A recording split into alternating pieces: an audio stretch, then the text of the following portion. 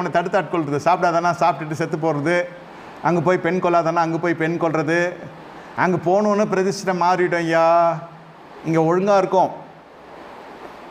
ஏன் இந்த இடத்துல தேவனுடைய சத்தியம், தேவனுடைய சபை, தேவனுடைய கண்டிப்பு எல்லாம் இருக்கிற வரைக்கும் ஒழுங்காக இருக்கும். அங்கே போனால் அவுத்து விட்ட மாடு மாதிரி இது, ஆடு இல்லை, இப்போ மாடாக மாறிடும். இங்கே போனால் கொஞ்சம் பரிசுத்தம் இருக்கும், கொஞ்சம் விசுவாசம் இருக்கும், கொஞ்சம் அபிஷேகம் இருக்கும், கொஞ்சம் ஆவிக்குரிய பலன் இருக்கும், சத்துவங்கள் இருக்கும், துதிக்கும், பாடும், ஜெபிக்கும், தாளந்துகள் பயன்படுத்தப்படும், அபிஷேகம் கொஞ்ச நாள் இருக்கும். அதுக்கப்புறம் அது அப்படியே மங்கி போய்விடும். ஜீவியம் சீரியல் அதை போய்டும், பிரதிஷ்டை மறந்துடுவான். இது போகக்கூடாது. வறுமை வந்தாலும் பஞ்சகாலம் வந்தாலும் தேவ சமூகத்தை விட்டு, தேவனுடைய மந்தை விட்டு நம்ம போகக்கூடாது. இது போய் எல்லாவற்றையும் இழந்து போனது யார் காரணம்? இது என்ன மாதிரி அபத்தமான வார்த்தை பார்த்தீங்களா? கர்த்தர் என்னை வெறுமையாக திரும்பி வர பண்ணினார். தொட்டதுக்கெல்லாம் கர்த்தர் என்னை வெறுமையாக திரும்பி வர பண்ணார். கர்த்தர் என்னை சிறுமப்படுத்தினார், சலோல என்னை கிளேசப்படுத்தினார்.